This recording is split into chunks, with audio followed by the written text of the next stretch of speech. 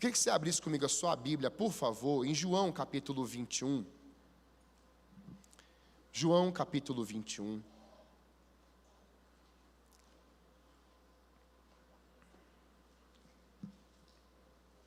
Johnny, que louvor, filho. E que unção, que momento sublime tivemos aqui mais uma vez. Deus seja louvado. João capítulo 21, eu vou ler na NVT, irmãos. O Senhor é meu pastor, não é esse, está errado, está fora de ordem. João 21, de 1 a 14. Na NVT vai dizer assim: depois disso, Jesus apareceu novamente a seus discípulos, junto ao mar de Tiberíades. Foi assim que aconteceu. Estavam ali Simão Pedro, Tomé, apelidado de Gêmeo, Natanael de Caná da Galileia, os filhos de Zebedeu e os outros 2 discípulos. Simão Pedro disse: vou pescar. Você pode falar essas 2 palavras comigo, vou pescar? Vamos lá, 1, 2, 3 e vou pescar. Nós vamos também, disseram os outros. Assim entraram no barco e foram, mas não pegaram coisa alguma a noite toda. Ao amanhecer, Jesus estava na praia, mas os discípulos não o reconheceram. Ele perguntou: filhos, por acaso vocês têm peixe para comer? Não, responderam eles. Então ele disse: lancem a rede para o lado direito do barco e pegarão. Fizeram assim e não conseguiam recolher a rede tão cheia de peixes que estava. O discípulo a quem Jesus amava disse a Pedro: é o Senhor. Quando Simão Pedro ouviu que era o Senhor, presta atenção nessa expressão aqui. O discípulo amado, aqui obviamente é João, disse a Pedro: é o Senhor. João viu primeiro. E o João vê algumas coisas na Bíblia de uma forma diferenciada. Ele vê todo o Apocalipse. O João vê o céu em Apocalipse 4. O João é tocado por Deus e ele vai em êxtase espiritual. E ele começa a enxergar a revelação de como tudo também iria terminar. João viu algumas coisas, então até uma música, João viu. E depois, o Pedro, ao ouvir que João viu, que era o Senhor, veste a capa, pois a havia removido para trabalhar, e saltou na água. Os outros ficaram no barco e puxaram até a praia a rede carregada, pois estavam a apenas uns 90 metros de distância. Quando chegaram, encontraram um braseiro. Diga comigo assim: 90 metros de distância. Diga assim comigo: encontraram um braseiro. Tem gente que está a 90 metros, mas não está conseguindo reconhecer se é Jesus ou não é. Tem gente que está a alguns poucos metros, mas não consegue distinguir o que é de Cristo e o que não é mais. Não é tão longe assim, são só 90 metros. Em alguns são 90 passos. Preste bem atenção nisso.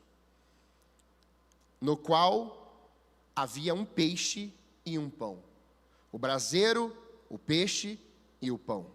Jesus disse: tragam alguns dos peixes que vocês acabaram de pegar. Simão Pedro entrou no barco e arrastou a rede para a praia. Havia 153 grandes, e no entanto a rede não arrebentou. Venham comer, disse Jesus. Nenhum dos discípulos tinha coragem de perguntar: quem é você? Pois sabiam muito bem que era o Senhor. Então Jesus lhes serviu o pão e o peixe. Foi a 3ª vez que Jesus apareceu a seus discípulos depois de ressuscitar dos mortos. Pai, essa é a tua palavra viva, eficaz, poderosa, porque essa palavra, Senhor Deus, ela transforma realidades. E queremos que nessa noite, o braseiro, o peixe, o pão, a vida abundante do Senhor, venha sobre as nossas vidas, para um relacionamento de mesa, bem próximo, e bem íntimo do Senhor, em nome de Jesus. Amém? Qual o meu objetivo, irmãos, ao trazer essa palavra hoje? Revelar ações que revelam as ações da graça de Deus. Revelar ações da graça de Deus na vida de um homem chamado Pedro. Anteriormente, Simão. E depois vai ser trocado para Pedro, Cefas. Jesus ele estava chamando não somente Pedro, mas também os seus discípulos, os primeiros discípulos, para que todos esses viessem a caminhar com ele durante o seu ministério terreno. E nós temos falado isso copiosamente. O objetivo, revelando ensinamentos, transferindo a sua vida, dizendo para eles o que era o Evangelho, trazendo para eles orientações, fundamentações, e dizendo assim, olha, vocês começarão como discípulos, mas vocês terminarão como apóstolos. Eles estariam sendo desenvolvidos numa missão de absorver e trazer o fundamento, a rocha, Cristo sobre as suas vidas, e depois eles estariam ensinando os fundamentos da fé em missões ou na missão apostólica. E é interessante porque o Pedro, ou o apóstolo Pedro, ele vai ser um homem que pode nos representar nessa noite em muitos aspectos. E nós vamos ver um pouquinho isso. O Pedro, como diz um grande teólogo, ele vai dizer que ele é símbolo da humanidade. Pedro, ele vai demonstrar para nós algumas ações que a gente se vê em todas elas. Em alguns momentos, no alto de uma montanha, vivendo coisas extraordinárias, sorrindo, dando gargalhada. Momentos que a gente paga a conta para todo mundo. Mas outros momentos a gente não quer estar perto de ninguém, a gente quer sumir. Quem aqui já experimentou isso? Não precisa levantar a mão, não precisa se entregar. Mas a ideia é que nós possamos olhar para Pedro e nesse ato de humanidade, nem sempre ele esteve bem e nós também nem sempre estivemos ou estaremos 100% bem. O importante não é o momento que você está vivendo. O importante é se o Senhor é Senhor da sua vida naquele momento. Isso precisa ficar gravado nos nossos corações. Esse homem de altos e baixos. Esse homem que, como eu falei, ora está no vale, mas ora está lá em cima, no pico da montanha. E a Bíblia vai dizer para nós que ele é filho de João. O seu pai era João, irmão de André, nasce em Betsaida, e ele era casado. Então nós temos algumas coisas que vão se referir à vida de Pedro. Você já sabe, Pedro tinha uma esposa, Pedro teve uma sogra, e a sua sogra ela vai ser curada quando Jesus entra naquela casa, que era a casa dela, de Simão Pedro, e ela está lá, ali acamada. Jesus entra, passa por aquela porta, Jesus vê aquela mulher, e ela com uma febre, não podendo se locomover, se mexer, servir, Jesus para, Jesus a cura, e ela volta a servir no mesmo instante. E nós aprendemos com isso é que quando Jesus entra numa casa, ele vai mudando realidades significativas pelo poder da sua graça. E é isso que nós queremos falar nessa noite. A graça de Jesus nos alcançou um dia, mas ainda está alcançando outras vidas nesses dias. Diga amém. Pedro, que é símbolo da nossa instabilidade. Pedro, ele é símbolo da nossa incoerência. Muitas vezes, inconstância espiritual. Pedro nos ensina que é capaz de fazer a profissão de fé mais forte e poderosa, dizendo, tu és o Cristo, o Filho do Deus vivo. Que revelação foi maravilhosa, sendo declarada. Cristo fala, não foi este carne e sangue que te revelou, mas o meu Pai que te revelou dos céus. Mas ao mesmo tempo, irmãos, em uma fase que ele está dizendo, Senhor, tu és o Cristo, Filho de Deus vivo. Logo à frente ele começa a dizer, por ti darei a minha vida. E mais à frente ele está negando o próprio Cristo. Essa alternância, essas oscilações, elas representam isso para nós também. E é interessante que há um momento que ele chega para Jesus e fala assim, Jesus, o Senhor não vai para a cruz. Que ousadia, né, irmãos? Ou loucura mesmo. E Jesus fala assim, para trás de mim, ele fala para trás de mim Pedro, ele fala para trás de mim Satanás. Satanás. Porque Satanás precisa ir embora, mas o Pedro tem que ficar. Tem gente pensando que Deus te mandou embora da igreja. Tem gente pensando que Deus te mandou embora do casamento. Tem gente pensando que Deus te mandou embora da vida de alguém. Na verdade, quem tem que ir embora é o Satanás. O Satanás vai e o Pedro fica, amém? Glória a Deus por isso. Você pode falar quem está do seu lado assim, olha, Satanás vai embora, mas você fica aqui. Glória a Deus. É por isso que quando uma pessoa fica endemoniada, o demônio diz, eu não vou sair. Eu falo assim, tá bom, tu vai sair sim. Você pode aí resmungar um pouco, mas Jesus Cristo está aqui e Jesus Cristo já te venceu. Não é tão bom, irmãos, sabermos que Jesus já venceu?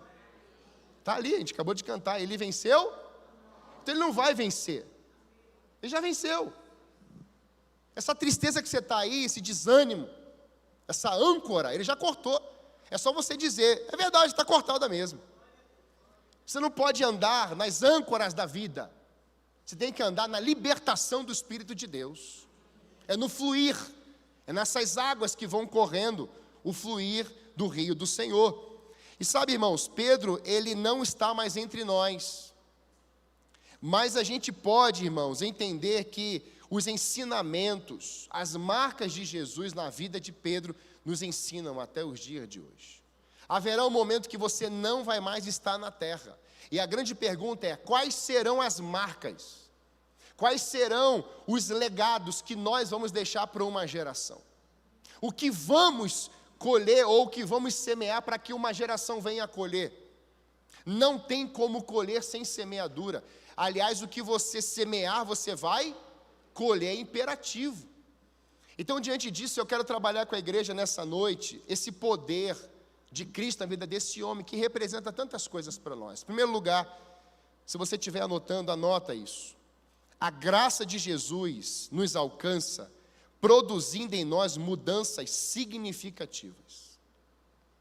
A graça de Deus, ou a graça de Cristo, quando nos alcança, ela produz em nós mudanças notáveis. Diga assim, mudanças notáveis. Isso é poderoso, porque você não será mais o mesmo.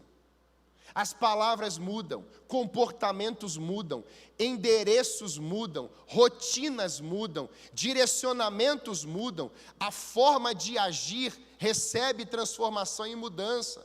Como a gente vivia na água ou como água, em Cristo passamos a ser esse vinho novo, essa presença, esse recipiente da glória de Deus. Antes, recipiente de coisas tenebrosas, do lixo, no pecado. Mas quando estamos em Cristo, somos santificados, somos lavados, somos regenerados, um novo nascimento vos dou, é o Cristo habitando em nós. E um dos primeiros relatos que nós precisamos entender aqui, que vai destacar a vida de Pedro, e falando sobre essa graça que vem sobre Jesus, nos alcançando e produzindo mudanças significativas, está em Lucas capítulo 5.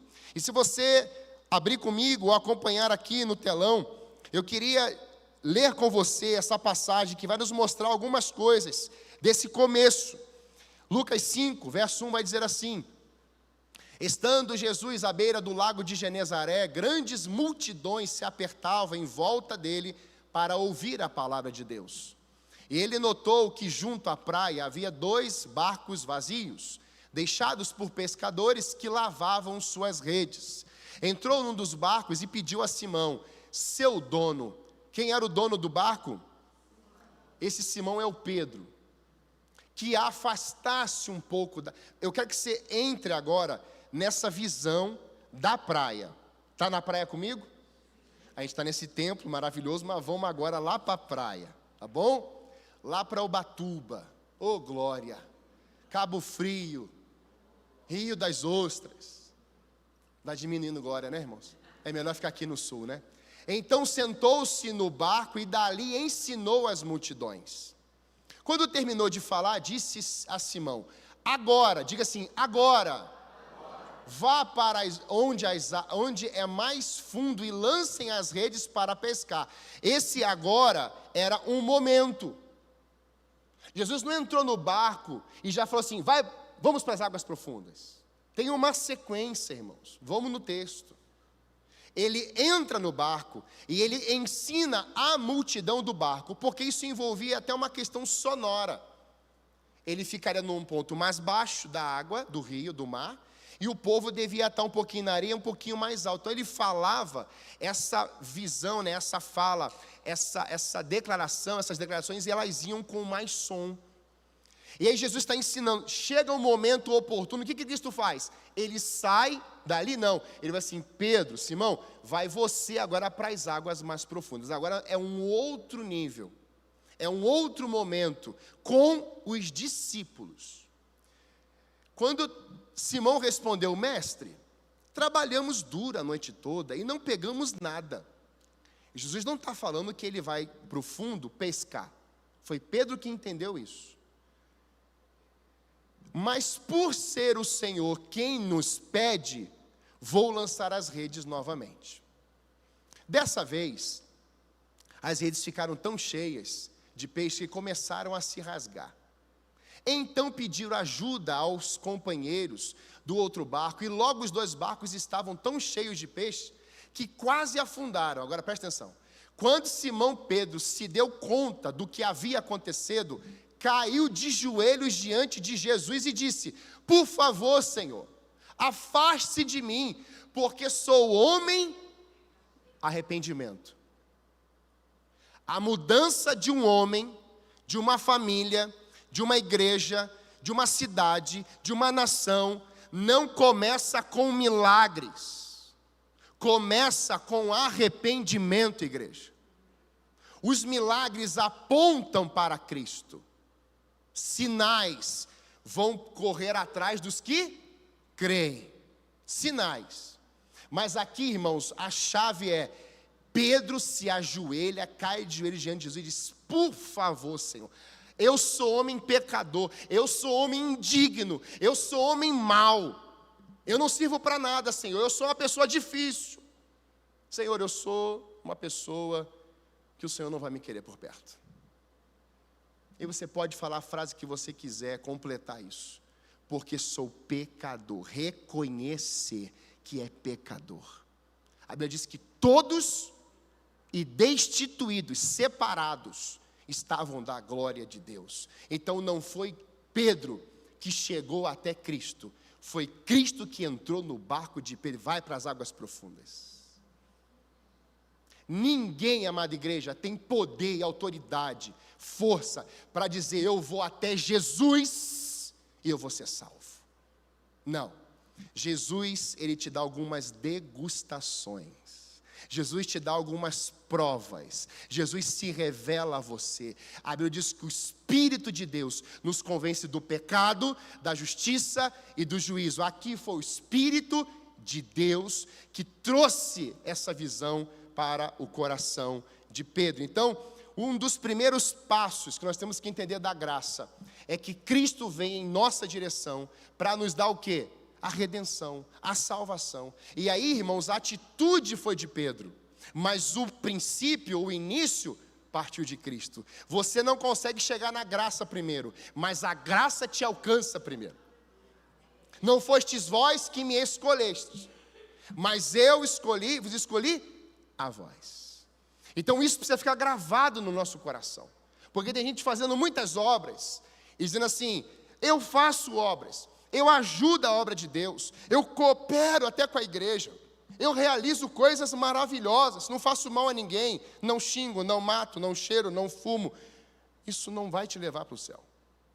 O que vai te levar para o céu é se você se arrepender dos seus pecados, o sangue de Cristo te marcar, e você experimentar o novo nascimento da pessoa de Jesus. Criatura para filho tem que ter Cristo no meio. Antes criaturas, passei a ser filho quando o Espírito entrou na minha vida. Quem é filho, dá um glória aí. Glória. Jesus, ele vai mostrar para nós que essa saída do raso, ele está na areia, ele entra no barco e depois ele vai para as águas profundas. Qual o nome disso? Sequência de relacionamento. Quem aqui conheceu a sua namorada um dia e perguntou o nome dela? Faz assim. Algumas pessoas, né? Tem gente que nem pergunta mais o nome. Para que saber do nome? Não faz sentido, né? Ou estranha, tudo bem? Foi assim que aconteceu?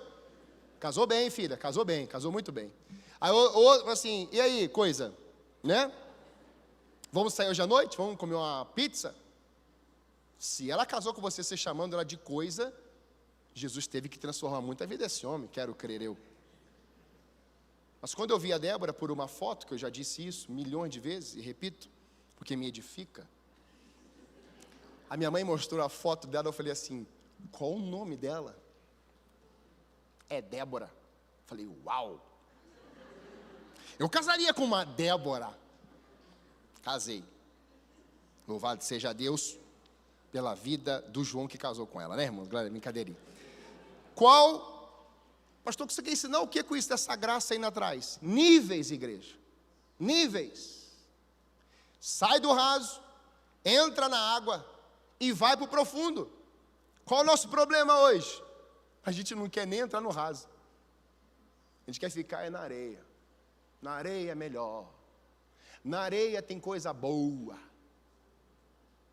Só que as pedras preciosas, as belezuras dos mares, não está nem na areia e nem no raso. Pelo contrário, tem siri, tem caranguejo horroroso, tem água viva, mas quando você coloca aquela roupa espacial, né? E aí você entra naquele mar e você vai mergulhar. Isso eu fiz uma vez. Jesus amado. Você vê os vídeos. A gente foi no aquário na nossa viagem. Irmãos, pensa naqueles tubarões. Pastor, irmãos, é uma coisa linda. Só não quero ficar perto, mas é lindo. Aquela belezura do mar é coisa espetacular. É lá, irmãos, que estão as belezas escondidas. Tem gente que tem um relacionamento com Deus na areia. Aqui eu estou confortável. Ainda coloco um guarda-sol. Uma água de coco. Cuidado com sombra e água fresca. Cuidado com isso. Mas tem uma geração, e ela está aqui hoje à noite, diga glória a Deus, amém? Essa geração vai começar na areia, essa geração vai pisar na água, mas essa geração vai lá no profundo.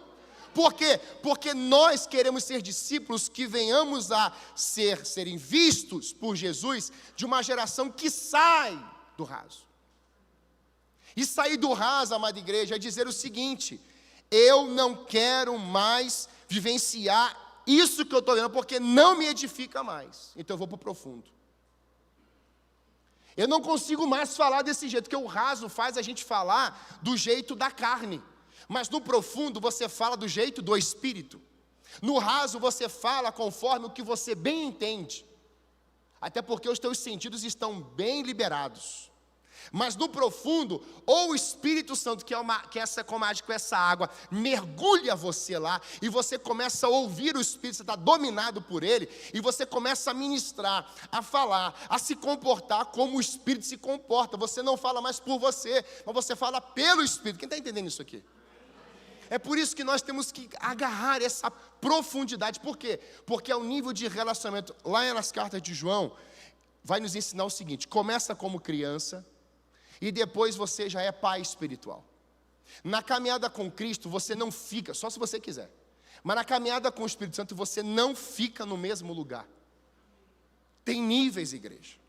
É por isso que alguns falam assim: nossa, eu olho para aquela pessoa lá, eu fico impressionado, ela é muito íntima de Deus. É porque ela decidiu mergulhar nas águas profundas. Lembra Ezequiel 47? Águas nos pés, águas nos lombos, a água sobe. Chega uma hora que, o que o escritor vai dizer? Não tinha como mergulhar, nadar, a gente é levado.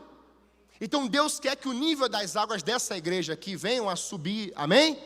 E você perca o controle.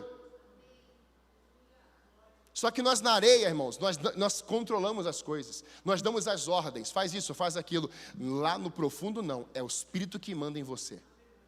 E tem uma vantagem: os tubarões da vida, se aparecerem, ele te livra ou faz você vencer cada tipo de tubarão.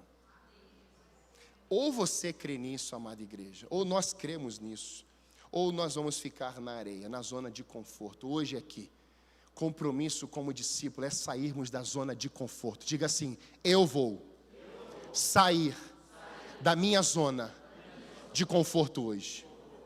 Sabe, irmãos, eu confesso aos irmãos que alguém perguntou assim: o senhor faz live de oração? Faço, voltei a fazer. Tem dias que eu estou moído. Essa semana mesmo eu não fiz um dia porque eu estava sem voz. Mas, irmãos, quando eu entro naquele escritório, que eu falo assim: eu vou fazer a live e vou voltar a dormir um pouco. Eu não consigo voltar a dormir. Na quinta-feira, eu estava fazendo a live. Antes de eu fazer a live, eu separei o texto. E Deus foi ministrando no meu coração. E eu falei assim: Senhor, eu só saio daqui quando o Senhor se manifestar. Irmãos, eu acabei de falar para manifestar. Eu senti algo assim, a atmosfera do meu escritório mudou. Eu falei: meu Deus, o que está acontecendo? Aí eu faço a live. Quando acaba a live eu não consigo sair dali. Eu fui lendo a Bíblia, Deus foi me tomando, e as lágrimas desciam. Eu mandei mensagem para um amigo, eu mandei uma mensagem para uma outra pessoa, e tudo que eu estava escrevendo, Deus estava direcionando, estava conduzindo a todo aquele momento ali. Quando você quer ficar nas águas profundas, o maior presente é que o Espírito de Deus está lá.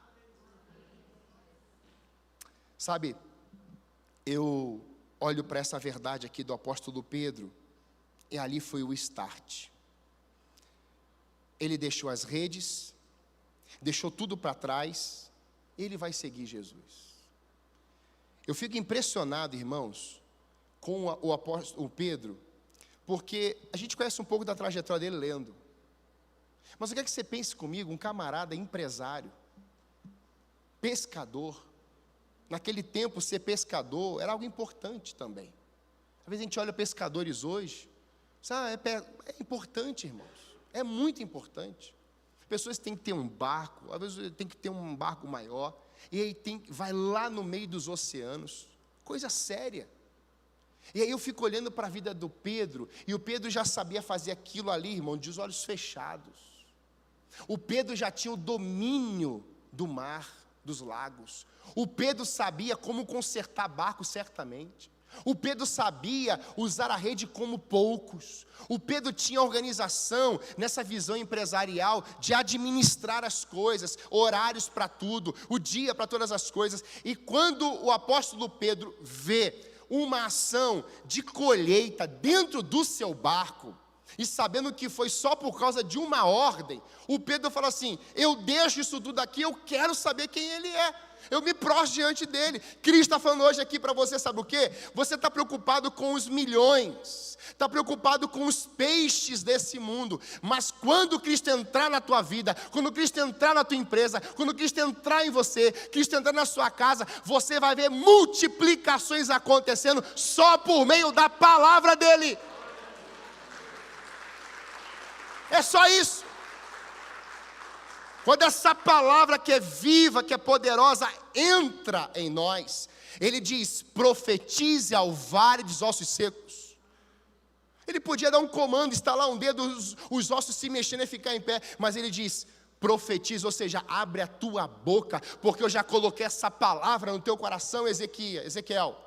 E não para aí, é o Jeremias que não sabe falar porque é jovem demais, mas eu vou colocar, eu velo pela minha palavra, eu vou usar a sua boca. E tal Moisés questionando: falo, não falo, porque eu não sei falar direito. Eu vou usar a sua boca, Moisés.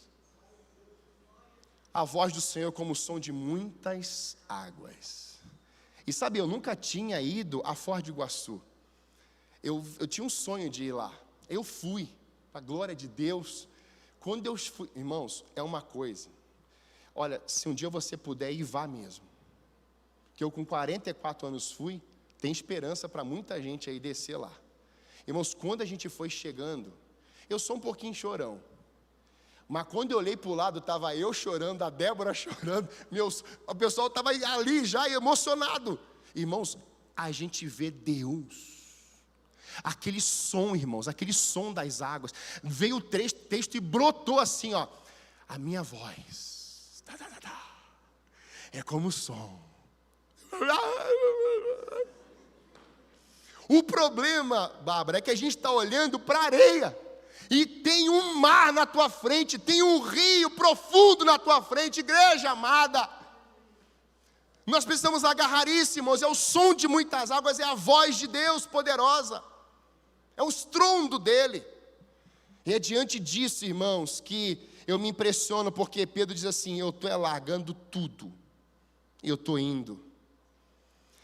É interessante porque Jesus, ao perguntar para os seus discípulos, quem dizes o homem ser o filho do homem? Pedro afirma, tu és o Cristo, o Filho do Deus vivo. Ou seja, ele foi tendo intimidade, ele foi crescendo, ele foi se desenvolvendo através da obra do Espírito. Um momento você fala assim, quem é Jesus para você? Não sei. O que significa o nome Jesus para você? Não sei. O que significa a palavra Cristo para você? Não sei. Jesus, Yahvé, Senhor, Salvador, Cristo, o ungido de Deus.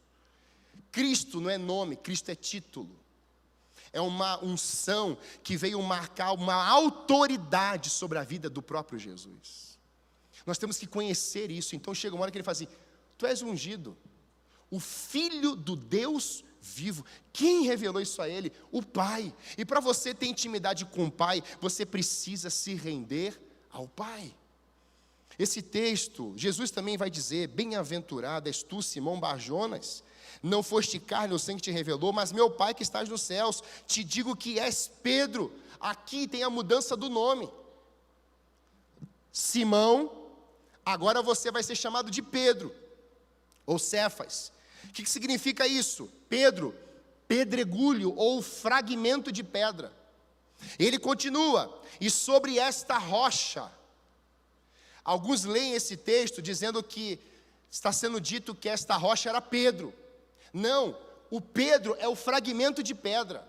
Ser humano algum pode ser rocha, mas a rocha é quem? Cristo. E, irmãos, é tão simples isso, mas tem gente que complica. É só você ir para o Antigo Testamento e você ver a rocha quando sai água. E a Bíblia vai falar por Paulo, mostrando que essa rocha, essa água, caminhou com o povo no deserto. A rocha foi caminhando com o povo. Quem é essa rocha? Jesus. Então é muito simples isso. E aí quando o Pedro ouve isso, tu és Pedro, fragmento de pedra, mas sobre esta rocha eu vou edificar a minha igreja. O que Jesus está falando para Pedro? Pedro, eu estou tirando você de uma posição de pescador, eu estou tirando você de uma posição do raso, eu estou tirando você de uma posição de menino, de não conhecedor, para ter intimidade comigo, porque eu vou fazer com que você e os outros discípulos que eu estou escolhendo serão que? Pilares da minha igreja. Os que vão trazer os fundamentos da fé. Os que vão, inclusive, morrer pelo meu evangelho, os mártires. Meu Deus do céu. De pescador, vê um milagre no barco, se prostra diante de Cristo, se arrepende e começa agora a vencer uma caminhada de milagres dos feitos do Senhor. E detalhe, ele estava operando milagres pelo poder de Jesus na sua vida. Eu te pergunto uma coisa, qual é o nome do teu Deus, ou o nome de um Deus, que faz uma coisa dessa sem ser o nosso? Te dá poder para você ir lá e ministrar cura. Te dá unção para você ir lá e começar a falar, as pessoas começarem a experimentar esse bálsamo do Senhor, que dá sabedoria, que dá poder, que derrama coisas do céu. Qual é o nome do outro Deus que faz isso? Só tem um. É o Deus que se chama Jesus Cristo de Nazaré. É interessante porque ele podia fazer tudo sozinho, né, irmãos? Mas ele coloca uma condição. Só será possível isso, a igreja vencer Satanás e as portas do inferno não prevalecer contra ela, se ela estiver sobre mim. Por isso que no final do Sermão da Montanha, em Mateus 7, ele diz assim, aquele que construiu a sua casa sobre areia, esse foi imprudente, não foi sábio. Mas aquele que constrói a sua casa sobre a rocha, esse é o prudente, esse é o sábio. Porque vem os ventos, vem a tempestade, e aquela casa construída sobre a areia vai ser totalmente derrubada. Mas a casa construída sobre a rocha, pode vir tempestade, ventos contrários, e a casa permanecerá de pé. Sua casa está sendo construída em que tipo de base? Religião não vai ficar em pé. Palavras humanas, menos ainda. Desgostos, frustrações, afirmações humanas, empoderamento do homem ou da mulher, não fica de pé. A primeira gripe, a primeira enfermidade, você cai de cama. E você tem que procurar um médico. Mas para vencer isso, é só pelo poder do Evangelho. Amém? Esse texto, irmãos, é um dos textos mais importantes, de cuja correta interpretação depende o futuro do cristianismo. Tu és o Cristo, o Filho do Deus vivo. Quem falou isso? Pedro. É interessante a gente observar esse crescimento. A graça abundante prega para nós, apesar dos nossos fracassos, Jesus continua investindo em nós. Por quê? Porque Ele não desiste de cada um de nós. Ele não abre mão das nossas vidas. A graça hoje vem até nós, porque Cristo diz assim: eu não desisti, não vou desistir de você. Porque se Cristo desistisse da gente, irmãos, meu Deus. Agora, quando bate um vento contrário, o que a gente faz? Não quero mais brincar disso não. Estou fora. Não, persevera, continua ali.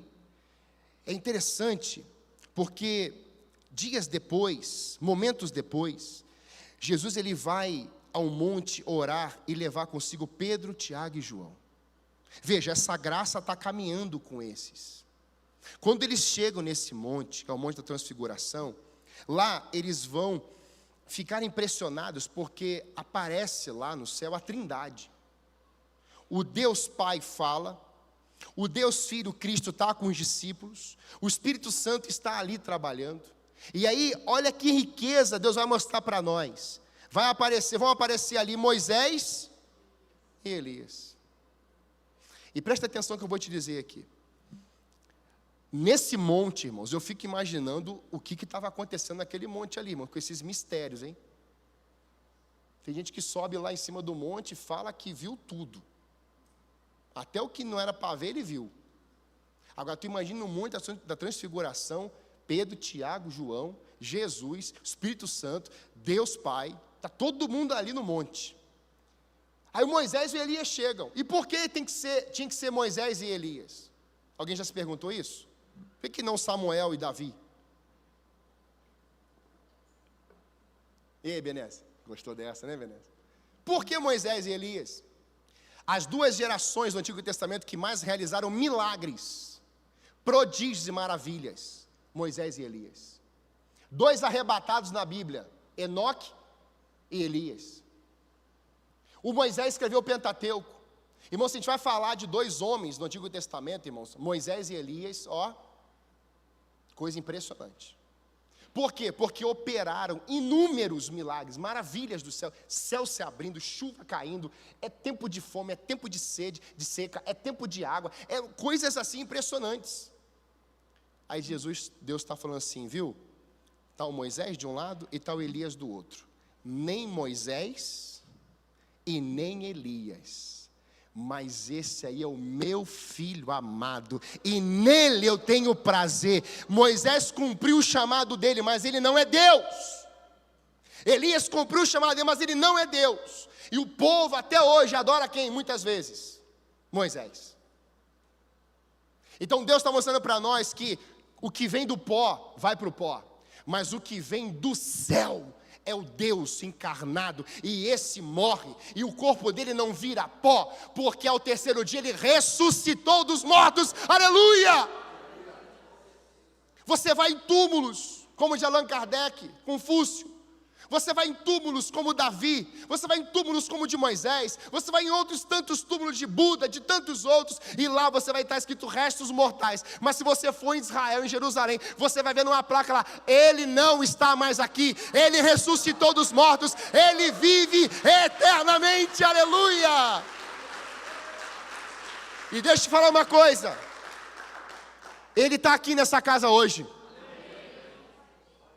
Uma palavra dele já basta, irmãos. Pedro, ele pensa que momentos que ele estava no controle, porque quando ele vê tudo aquilo no céu, toda aquela fala, os discípulos ao verem toda aquela situação, irmãos, a verbalização é: ei, vamos ficar aqui agora, vamos descer não. Deixa o povo para lá, a gente monta aqui uma tenda, a gente monta aqui um negócio, e a gente fica aqui, de cima para baixo. Já viu isso em algum lugar? Isso aqui é uma crise, porque era para a gente estar no mesmo nível, a gente está no mesmo nível, eu só estou aqui por causa do som, por causa da voz, para ir mais longe. E para você até me enxergar lá de trás. Mas aqui é mesmo nível, igreja. Agora, alguns querem mergulhar mais profundo, outros querem ficar no raso. Quando eu olho para essa passagem, eu vejo que Pedro, por mais que esteja vendo tudo aquilo, o coração dele está assim, ó. Vamos ficar. Vamos cuidar da nossa patota aqui. Aí Jesus fala assim: não, Pedro, você não está entendendo. A gente tem que descer, Pedro. Na verdade, Pedro, eu tenho que descer, porque eu não vim para os sãos. Ele veio para os enfermos, diz a palavra. Então Jesus não podia ficar na montanha porque estava no conforto. Imagina, irmãos, a gente no secreto 24 horas por dia. Chega lá para comprar um arroz. Eu posso orar por você? Não vai, pode orar, mas vai ter que pagar. De vez em quando aparece, né? Uma mão amiga paga para você. Esses dias eu estava entrando na panificadora, eu falei assim: se tiver um membro da igreja aqui, eu vou pagar o pão dele. Que seja só o pão. Estava o João Minuto. E o João Minuto na fila, com um pacotinho de pão. Eu falei assim: glória a Deus, é o João Minuto, só com um pãozinho ali, glória a Deus. Eu falei assim: vou pagar o seu pão. Não, pastor, eu falei, quem tivesse aqui com um pacote, eu ia pagar a conta hoje.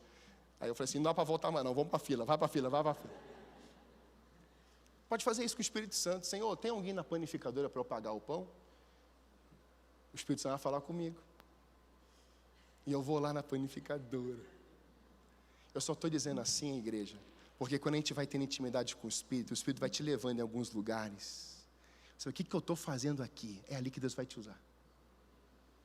Por que eu estou aqui hoje? É ali que Deus vai te usar como uma ferramenta dele. E aí a gente não pode ficar lá na montanha, nem das cobertas e nem só orando o tempo todo. Orai, vigiar e orar. Aí a gente só quer orar às vezes. Não, pastor, estamos no meio da tempestade, vamos clamar a Deus. Pois é, irmão, ora, mas também pega um baldinho e começa a tirar água. Porque tem o tempo da oração. O que Deus disse para Moisés? Meu filho, clama a mim agora. Nem o mar está na frente, irmãos, os caras estão lá, ó, estão vindo, ó, no galeto. Vai fazer o quê? Ó Senhor, se o Senhor tiver afim, se for da tua vontade, abre esse mar. Deus fala assim: para de clamar e pisa. Quem quer pisar hoje na água aí? Faz assim com o seu pé, só didático assim, ó. Só para você entender que tem hora que você tem que parar de ficar Deus, Deus, Deus. E Deus falou assim: eu já te respondi, só botar o pé na água.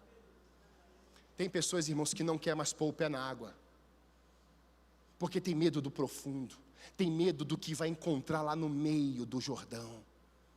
Mas foi no meio do Jordão, irmãos, que aqueles homens carregando aquela arca, eles com água no pescoço, experimentaram o Jordão recuar, o Jordão recuar, o Jordão recuar. Foi lá no meio, irmãos. Então pode entrar. Deus mandou, entra. Deus declarou, entra. Deus determinou, pisa lá. O mar vai ter que se abrir, igreja. Os obstáculos vão ter que assistir a igreja nesses dias. A gente tem falado para a igreja, investimento aqui, fazer ali, coisas que nem pensávamos em fazer. Temos que dar o passo, estamos dando o passo de fé. E aí juntos nós vamos chegar lá do outro lado. Temos que andar todos juntos, passar pelos Jordões da vida, tá certo, né? E chegarmos lá do outro lado. Né, Felipe? Ninguém anda sozinho, ninguém faz nada sozinho, irmãos. A gente faz em unidade.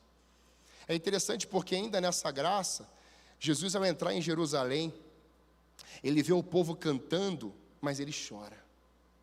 Ele chora porque a cidade mataram os profetas e sabe que essa cidade seria arrasada. E mais tarde, Jesus diz a Pedro e João: vocês vão preparar para mim um lugar para que eu possa comer a Páscoa com vocês. Jesus entra detalhadamente, entrega detalhadamente todas as instruções. E olha só que coisa impressionante. Lá, eles estão na mesa. É a última ceia. Logo depois, você vai ver Cristo indo para a cruz. Cristo faz uma ceia, mas Ele fala para quem preparar o ambiente? Pedro e João. Tem coisas que Deus vai pedir só para os íntimos, tá, irmãos?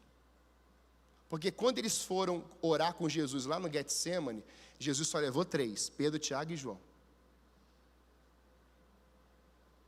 Eram os 3 íntimos de Jesus. A Bíblia diz em Salmo 25 que Ele revela os seus segredos àqueles que têm aliança com Ele. Segredos ocultos, tesouros escondidos, só para os íntimos, irmãos. Cadê os outros discípulos? Por mais que os 3 estivessem dormindo várias vezes, né? Mas Jesus chamou quem? Para a transfiguração? Os 3. Para orar lá no Getsemane? Os 3. E assim em vários momentos. Então, diante desse momento aqui, Jesus falou assim: olha, vai lá preparar. Porque eles preparam tudo, acham o lugar, localizam tudo certo, preparam a mesa, tudo certo. Jesus chega lá, e aí Jesus, ao sentar à mesa, eles estão conversando, Jesus pega uma toalha, pega água, uma bacia, coloca a toalha na cintura, e Jesus começa a lavar os pés dos discípulos. Pensa na cena agora. Aí entra o Pedro, que às vezes somos nós, impetuoso. Não, o Senhor jamais vai lavar meus pés. O Senhor, esse pé aqui? Que é isso, Jesus? Eu sou o Pedro, o Senhor conhece lá o Pedro, o Senhor me chamou lá, é o pescador, Jesus. Aí Jesus fala assim: Pedro, se eu não te lavar os pés, você não tem parte comigo. Aí surge o cara mais ousado da face da terra: então me dá um banho completo. Fala assim: ô radical, calma. Ô extremista, você já é salvo, porque o banho da salvação já está em você. É só purificação dos pés, porque quando você vai andando pelo caminho, você suja o quê? Os pés, porque eram sandálias. Então, para entrar em casa, tem que ser purificado. É só lavar os pés.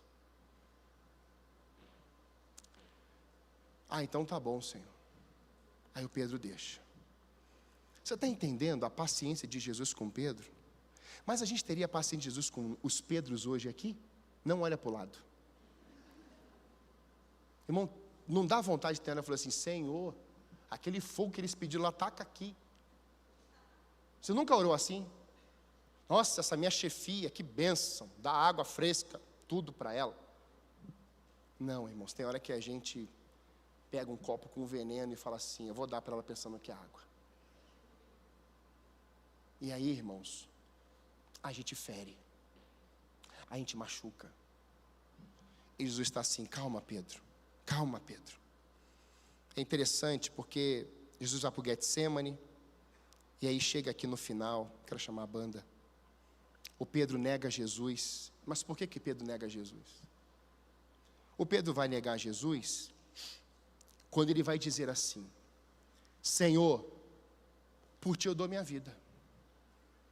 Aí Jesus fala assim: você não vai me dar só a sua vida, como você vai me negar hoje 3 vezes.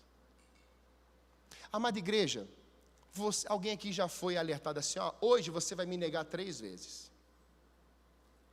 A gente é alertado por Deus em algumas questões, mas irmãos, tem coisas que Deus orienta, Deus se revela, a gente diz assim: não, eu não vou, eu não estou entendendo, eu não quero.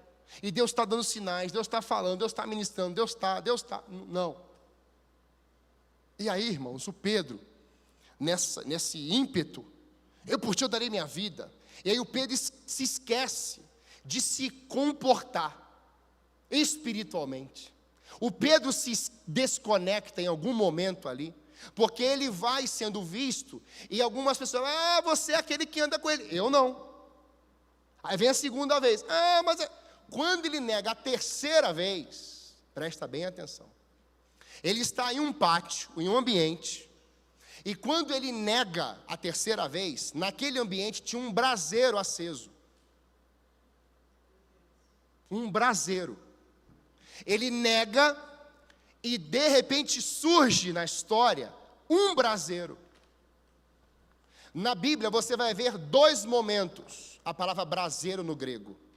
É quando Pedro nega e quando a gente lê o João 21, que tinha um braseiro com peixe e pão. E aí, o que acontece? Ou o sino toca ou o galo canta. Você escolhe aí qual barulho que você quer. O texto diz que quando Pedro ouviu esse som, ele se entristece amargamente. E eu posso imaginar a cena do Cristo passando e dando bem aquela olhada do The Chosen para o Pedro. Que não está fulminando, mas está assim. Se fosse mulher, eu avisei. Não é assim? É a frase, né? Eu avisei. Mas os homens também falam isso. Eu avisei. Mas Jesus não está assim, eu avisei. Porque na consciência de Pedro já estava assim, ó. Ele avisou, ele avisou, ele avisou. E aí o Pedro sai. Aí eu queria que você fosse comigo, por favor, para o João 21.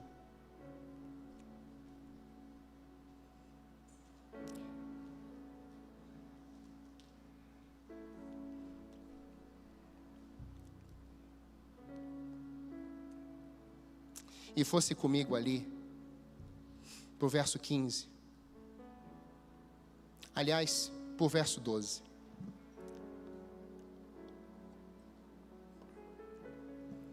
Jesus está na beira da praia. Braseiro, pão e peixe. E ele fala assim: venham comer.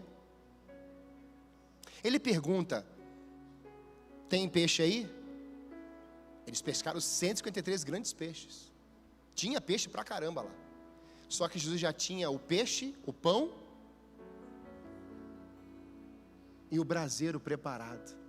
Jesus nunca vai te pedir nada sem que Ele tenha feito o primeiro. Presta atenção, igreja. Jesus não vai te pedir nada sem que antes Ele não tenha sido modelo primeiro.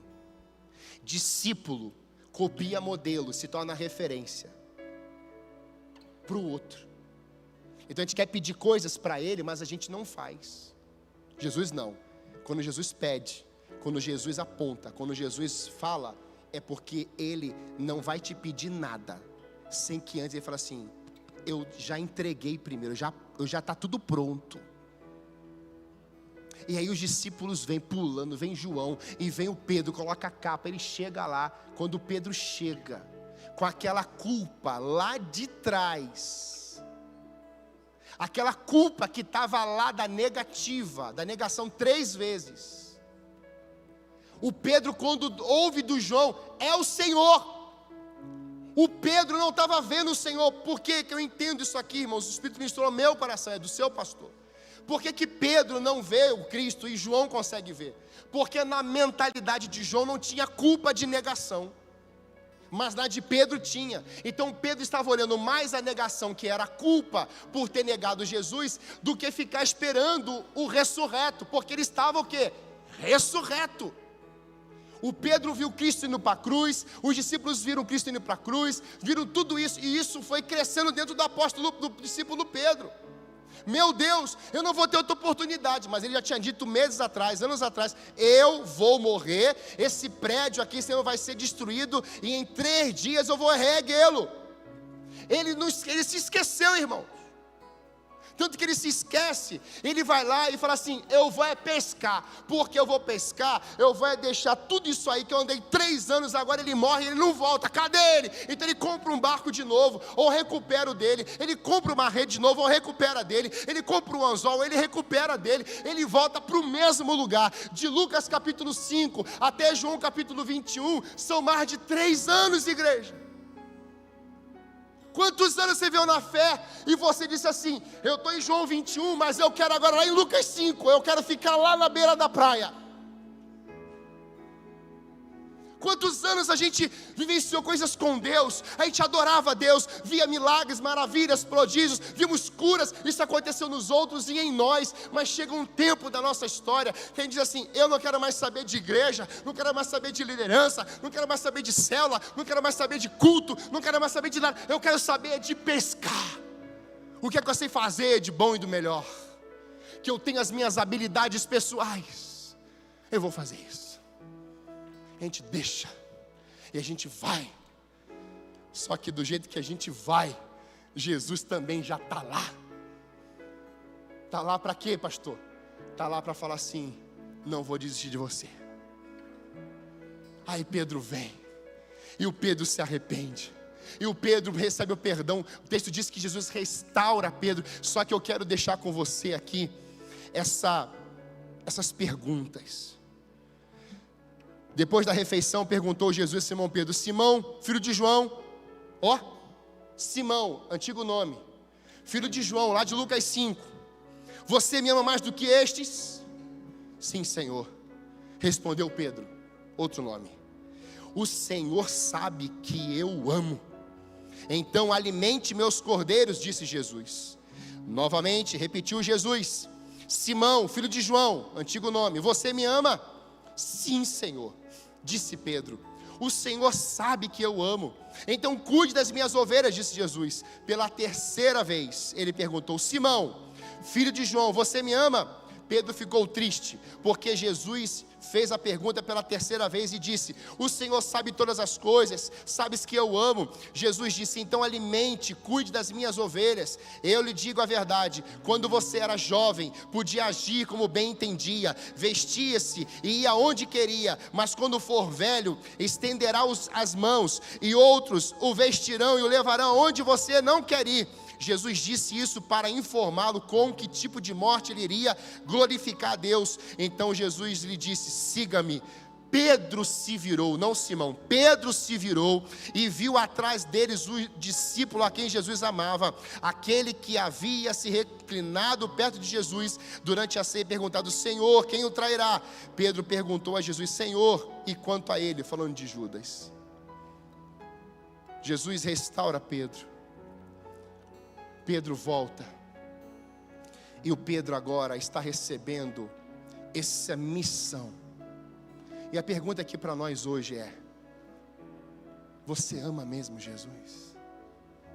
Se Jesus estivesse aqui como eu estou, ele perguntasse para cada um de nós: você me ama? Mas ele falasse assim: ô Joãozinho, como me chamavam lá quando eu era menino, quando eu era criança. Ô Britinho, ô Joãozinho. Eu assim, mas me chamavam assim quando eu ainda não era o crente. Quando não era filho de Deus, era Simão. A velha vida. Negação é voltar à velha vida. Negação é descer da cruz. E aí, chega um momento em que ele fala assim: João, é outro nível. Então você vai cuidar. Mas ele vai falando: se você me ama, você me ama. E quando ele pergunta: você me ama? Isso, irmãos, devia estar rasgando Pedro. Isso devia estar mexendo dentro dele. Mas eu neguei. Ele faz a pergunta 3 vezes. Foram 3 negações de Pedro. Você está entendendo isso? Não é para matar você. É só para você voltar para a origem do propósito. Não é para destruir você, é só para você voltar para o propósito. E o texto vai mostrar para nós de que quando Pedro segue Jesus, Cristo dá uma ordem para eles aqui. O que tinha ali, irmãos? Um braseiro, pão e peixe. Eu já falei isso aqui. Na negação, braseiro. Na restauração, outro braseiro. Aqui é uma mensagem clara, porque aonde abundou o pecado, negação, superabundou a graça, restauração, com o alimento do céu para nós. Cristo não deixou aquele braseiro aceso sem alimento. O primeiro eu não sei se tinha alimento, mas o segundo tinha pão e peixe. Porque quando a gente volta para a casa do Pai, quando a gente volta para o propósito, Deus não vai dar espinho para nós, Deus vai colocar só um braseiro aceso, não, do braseiro vai ter pão, ou seja, maná, palavra, o pão da vida, vai ter esse alimento, vai ter água, vai ter o vinho novo, vai ter esse alimento que vai nos edificar e nos transformar. Você na presença de Deus não fica sem comida. É diante disso, irmãos, que Jesus fala assim: a partir de agora vocês vão para Jerusalém. E eles vão, na hora. Quando eles chegam em Jerusalém, para onde é que eles vão? Para aquela casa no segundo andar. E eles estão lá assim, ó. O Espírito Santo vai descer sobre nós. Não tem mais pescaria. Não tem mais aventura, não tem mais vontade humana. Tem o que agora? Vamos para aquele lugar e clamar para que o Espírito desça. Irmãos, eles foram para o profundo em Lucas 5, mas em Atos 2 o profundo veio sobre eles. Ai, irmãos, a Bíblia diz que o Espírito Santo derramou poder, autoridade, eles ficaram tomados pela presença do Espírito Santo de Deus. No mesmo capítulo 2, verso 14, por favor, coloca para mim, Atos 2, 14. Irmãos, o Espírito Santo dominando o apóstolo Pedro, vai dizer então: Pedro deu um passo à frente com os 11 apóstolos. Você saiu da igreja, ou você abandonou a fé, ou você tem falado alguma coisa erroneamente mal da igreja, tem 11 andando com você, indo pescar. Tem gente que cria, desenvolve mesas para falácias humanas e destruições de igrejas, complô de pessoas, de maquinações das trevas. Só que quando você vai restaurado, Cristo fala assim: vai para Jerusalém, você não quer mais saber de nada, de ninguém, a não ser da descida do Espírito Santo em você, mais uma vez. Porque ele diz assim, João: derramarei do meu Espírito sobre toda a carne, toda a carne. E lá em Atos 2 só eram os judeus. Ele está se derramando, irmãos, depois de Atos 2, Atos 3, Atos 4, até os Atos de hoje, irmãos. Não para, derrama na África, derrama na Angola, derrama no Brasil, vai derramando. É diante disso, igreja, que o Pedro se levanta, e ele faz isso aqui, com os 11. Tem gente que você feriu, que você falou mal, e essa pessoa foi embora. Tem pessoas que feriram você, você não perdoa. Vai lá, é o 11º, ou é o 12º. Vai lá buscar, vai lá pedir perdão. Vai assim: vamos lá, vamos buscar do Espírito. Eu te peço perdão, vamos restaurar aqui. E aí vem os discípulos juntos para o 2º piso. E lá eles estão orando. E aí o Espírito desce. Mas olha o que diz o texto. Ele dá um passo com os olhos, dirigiu-se em alta voz à multidão. Olha a ousadia de Pedro agora. Tem nada segurando ele.